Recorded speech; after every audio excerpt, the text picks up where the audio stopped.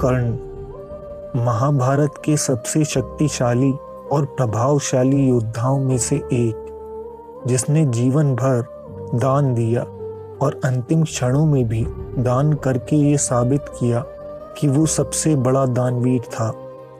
एक ऐसा योद्धा जिसको खत्म करना भगवान कृष्ण के अलावा किसी के बस में नहीं था, क्योंकि कर्ण के पास थे चमत्कारी कवच और कुंडल, जिन्हें दुनिया के किसी भी अस्त्र से भेद पाना असंभव था।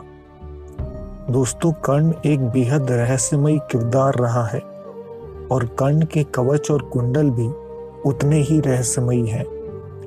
क्या वो कवच कुंडल आज भी धरती में मौजूद हो सकते हैं? अगर हाँ, तो कहाँ? आज के एपिसोड में हम कर्ण के रहस्य के बारे में जानेंगे, इसलिए वीडियो को पूरा देखिएगा। दोस्तों, कहानी शुरू होती है राजा शूरसेन से, जो यादवों के प्रमुख थे, जिनकी पुत्री राजकुमारी कुंती थी। शूरसेन के चचेरे भाई कुंती भोज ने कुंती को गोद लिया था और वो कुंती राज्य में रहने लगी। एक दिन महर्षि दुर्वासा कुंती भोज के महल में पधारे। दुर्वासा मुनि स्वभाव से बहुत क्रोधी थे, जिन्हें प्रसन्न और संतुष्ट करना बेहद मुश्किल कार्य था। लेकिन अगर वो किसी से प्रसन्न हो जाते थे तो उसे बड़े बड़े वरदान भी दिया करते थे। महाराज ने दुर्वासा मुनि की मेहमान नवाजी और उन्हें संतुष्ट करने की जिम्मेदारी राजकुमारी कुंती को सौंप दी।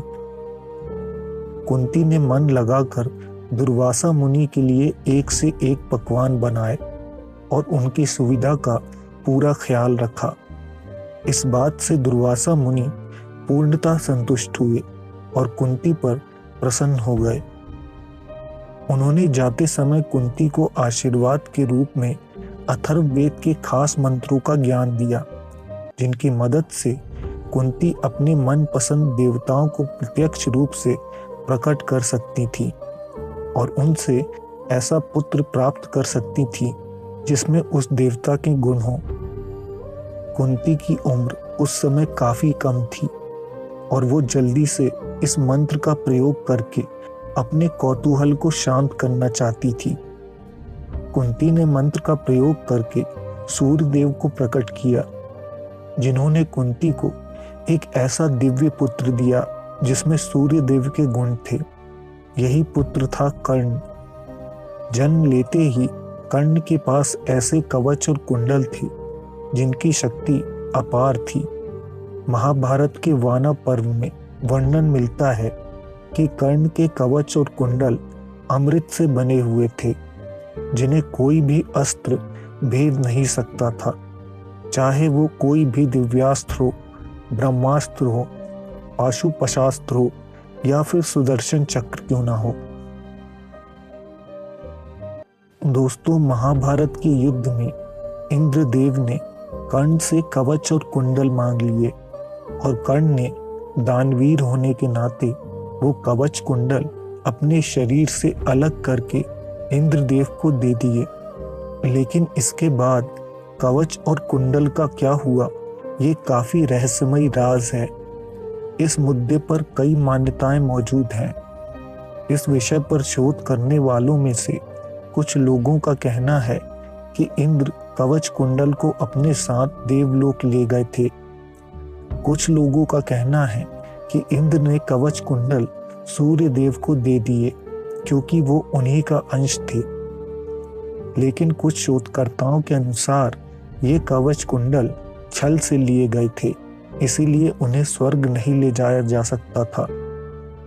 कहा जाता है इंद्रदेव ने उन्हें धरती पर ही ऐसी जगह रखा है जहां कोई मानव नहीं पहुंच सकता।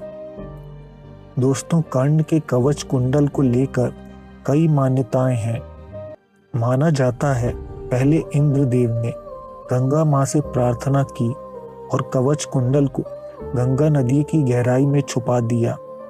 इसके बाद चंद्र देवता ने कवच कुंडल चुराने की कोशिश की, लेकिन गंगा माँ ने उन्हें रोक दिया। इसके बाद उन्हें पुरी के पास कोणार्क सूर्य मंदिर में छुपाया गया। इस मंदिर को प्राचीन काल से बनाया गया है, लेकिन इस मंदिर पर बार बार आक्रमण होते ही रहे हैं।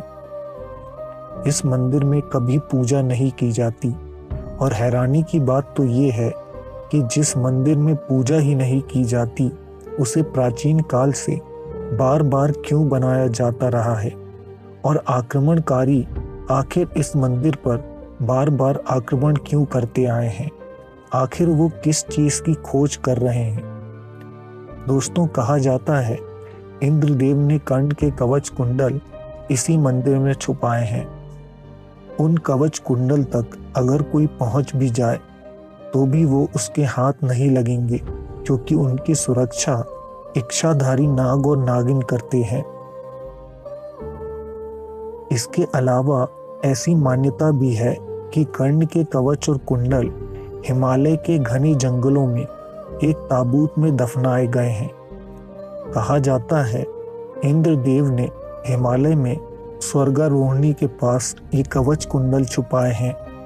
दोस्तों, हिमालय वैसे ही बेहद रहस्यमयी है, क्योंकि वहाँ कई ऐसे सिद्धाश्रम मौजूद हैं जहाँ दिव्य पुरुषों के होने की बात कही जाती है। ऐसा ही एक मठ है ज्ञानगंज, जहाँ चमत्कारी अस्त्र शस्त्र, जड़ी बूटियां, योग शक्ति से उत्पन्न चमत्कारी यंत्र और ऐसी ऐसी चीजें मौजूद हैं जो मानव के हाथों में आने नहीं दी जाती। तो ऐसी संभावना भी है कि इंद्रदेव ने वो कवच कुंडल हिमालय के ऐसे ही किसी चमत्कारी मठ में छुपाए हों, जिनकी सुरक्षा खुद सिद्ध पुरुष करते हैं।